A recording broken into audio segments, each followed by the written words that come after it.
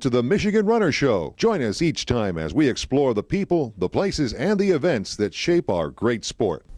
Hi, I'm Jenny McCafferty for the Michigan Runner, and we're at Bauman's Running and Walking Store in Flint, Michigan with Mark Bauman. And we're here today to talk about some of the things that he has done with his store. Your store was the very first one in Michigan, right? Yes, and I didn't start out as a store. I started out, trunk, living room, that type of stuff. Yes, I've heard from people that you sold shoes from your trunk. Yes, I did. So how were you inspired to start doing that? It was more to help support my habit of running and liking to travel to races. A way to make a little bit of money to do that. Oh, okay. So you had a portable store. Well, it was pretty small. You're talking trunk of a car. There's not much in there. And a lot of stuff, early on with shoes, it would be, I would order a pair of shoes for somebody. I didn't really have, start out with inventory. I started out with nothing. I invested basically no money into the business.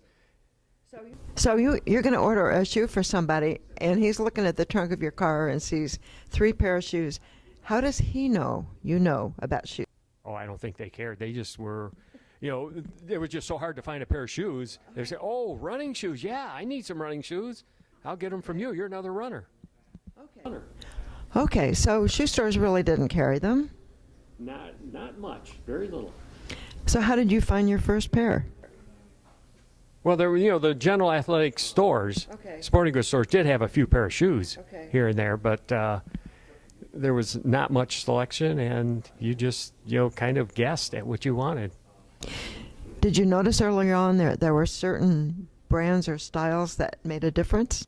It took a little while for that to happen as the brands and styles evolved, because initially there was very little selection. Probably not things like stability and widths and so on. No, early on, there was no need for a stability shoe because the midsoles were harder. So if you were an overpronator, there was nothing to break down because it was as hard basically as a dual density shoe is now. Oh, wow. Okay, that's interesting. So you're ordering shoes for people, and they must have over time started to notice you showing up at races. Yes, then people would start to look forward to it, and early on I had a 1-inch ad in the back of Runner's World. Okay. So I sold, mail order through Runner's World. Mail order? Kind of the same way. Wow. Okay, so somebody ordered a shoe from you, but you had to get it from somebody else. Well, yes, and, normally if they were ordering from me, they had to send me a check. So I had to wait for the check to clear before I would send to them, so that gave me time to get the shoe in. I see. Oh, wow. So it's not like we have now. So who did have shoe stores? Were there stores in Boston?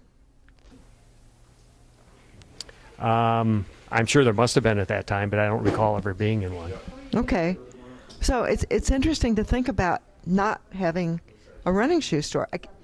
It's hard to wrap my mind around it. Right, exactly.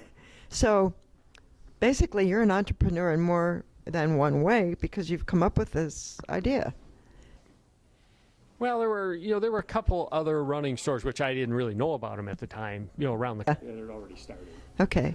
So you're selling shoes over time out of the trunk of your car? Between, 74, I started. It was 77, I bought the house that I put a store in. Okay. But it was probably spring of 78 before the little one-car garage at the house was converted into a store. Okay.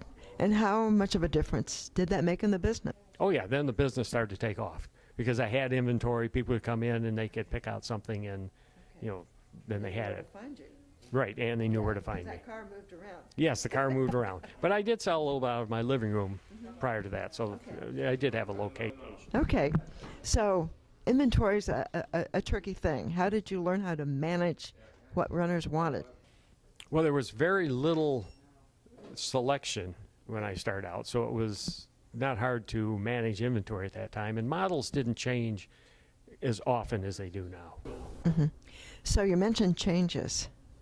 What are some of the major changes you've seen in running shoes?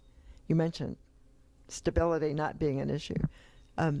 That's a big change. What are some others? Well, the weight of shoes has changed, the durability of the outsole, the fit, the uppers, the way the uppers fit. I mean, when I first started out, everything was leather. We were wearing leather shoes. We were wearing leather shoes. Oh, yes, really did come a long leather and suede, and there was a little bit of suede at the time. Oh, Yeah, so I mean, nylon. that's Yes, yes, it was nylon. Came out later. Oh, shoes were pretty heavy. Yes.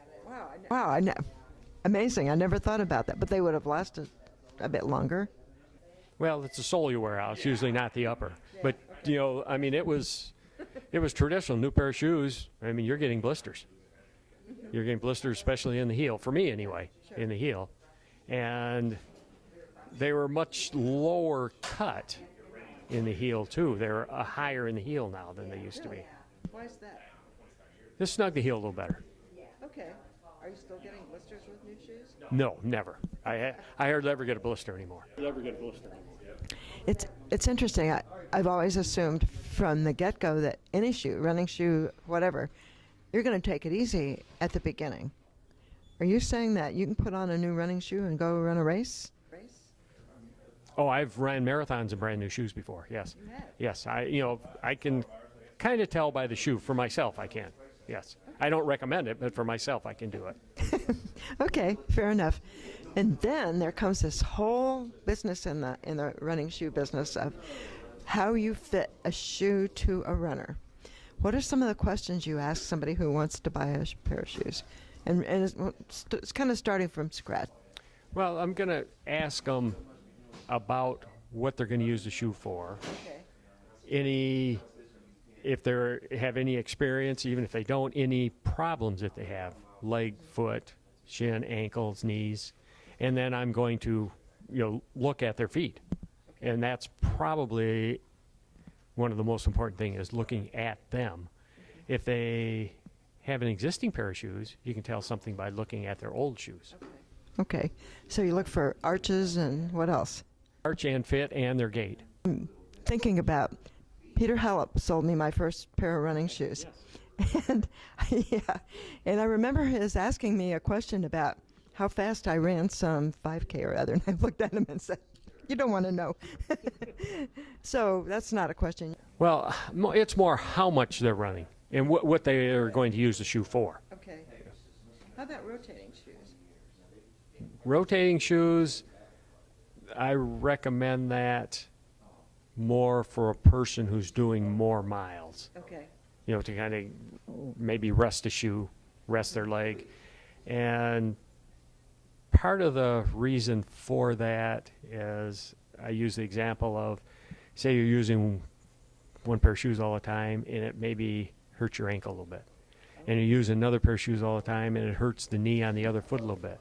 Well, you rotate the two. Okay. Maybe you don't have any pain at all. Using that as kind of example, or just resting the shoe and let the cushion come back on it if it's compressed. Do you have I'm not going to ask you what is your favorite pair of shoes, but do you have a certain kind of shoe that you stick with? Because I like the feel of something different on my feet at different times. Okay. Yes. And it's a chance to try out different products, or? Some, but it's more what I like. So, at one time in Flint, you decided to try a store in downtown Flint. Yes. That I understand that maybe didn't go as well as you thought it would. No.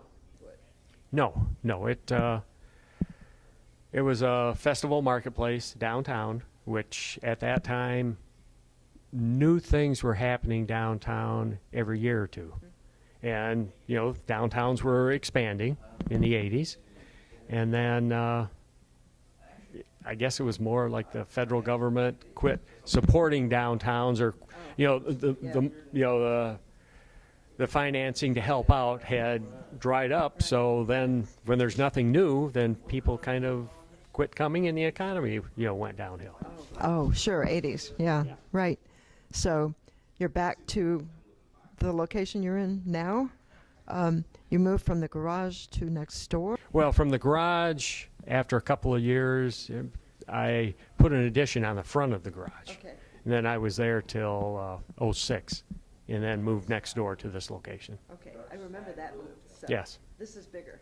Much bigger. Yes. And when I put the addition on the garage, I didn't get good advice from an architect. I mean, I had, typical, ceilings. I don't know what they were, 10-foot ceilings, and that's not really a good place to run a retail store. You feel so confined in. And in here, the ceilings are taller than they really need to be, but it's really nice and open. So has it changed your business being in this store? Yes, it's allowed me to carry more product, which is good and bad sometimes, and it's just more open, more light. It's a happy place to be. Yeah. Right. So one of the things I've noticed is you mentioned traveling early on and having shoes in the trunk of your car and whatever, but you still travel a lot. You take the show on the road. You show up at Expos. Yes. Lots of Expos. What does it take to get stuff? Manpower. Yes. And the the hardest part is usually set up and tear down. Oh, okay. And what do you decide to take? Brand new stuff? No, usually it's older stuff because people are looking for a deal at an expo. Okay. So it's kind of like a basement sale. Last year's models, yes.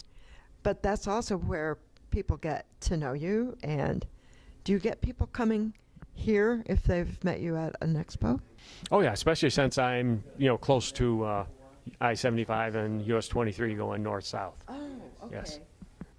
That makes sense. Yes, Yeah. When I first started, people would travel here from long distances, and that helped being close to the freeway also. Oh, of course. Yeah, that makes a lot of sense. So, shoes are one thing, but you also carry all kinds of other gear, apparel. Yes. That must be a harder part of the business to get inventory. It is, and you just have to, bounce your way around. And I get a lot of help from the sales reps on that. I mean, they're not out there just to sell. Yeah.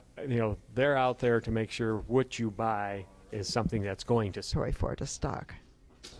Okay, so I know I have a couple of favorite things. They might not be the newest one. Do you have favorite things that you like to recommend to people? Yes, I do have some favorites. Yes, and I have particular needs for myself in clothing, and that's one of the questions I'll ask people if they have those same needs that I have, or if there's a special need they have. Well, A special need they have. yeah. Now, for winter running, there's always a classic question: pants or tights?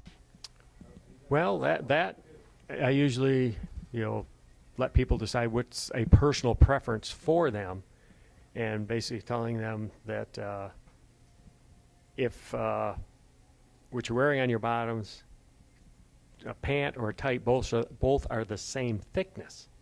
The pant is going to be warmer than the tight because there's some insulation in that air between the pant and your skin. Never thought about Where the that. tight is up against your skin, Okay. heat's going to radiate off of that more It's quickly. logical, sure. Yes, makes sense. Never thought about that. The tight is up Yeah. against your skin, Okay. heat's going to radiate Sure. off of that. It's logical, sure. Yes, makes sense. Never. You learn something new every day. Right. Exactly. So, see, you can learn all kinds of things from people who own running stores. So, are there new things that have come along with apparel and gear that have proved to be really popular? Well, the wicking materials Yeah. have become very popular, yes, and they're very practical. I mean, they work summer and winter. You probably don't have any cotton anymore. No, I'm out of cotton. Cotton is rotten. Yes, exactly. Cotton is rotten. Cotton is rotten. And some of us know why, but explain to people why cotton that is kind of a top of the line fabric for some things, doesn't work so much for running. Well, when you're perspiring, cotton is going to absorb the perspiration, and then it gets cold. And It gets heavy. So as things changed, online came along. What kind of an online presence do you have? Well, we have an online store. I mean, it's nothing like our retail location, but we have an online location and a catchy website, Okay. www.werunThisTown.com. That's one of my favorite URLs. That's very cool. And it's also cool for those of us who don't live within 10 miles, and we can say, I think I saw something, and you can go online and find it.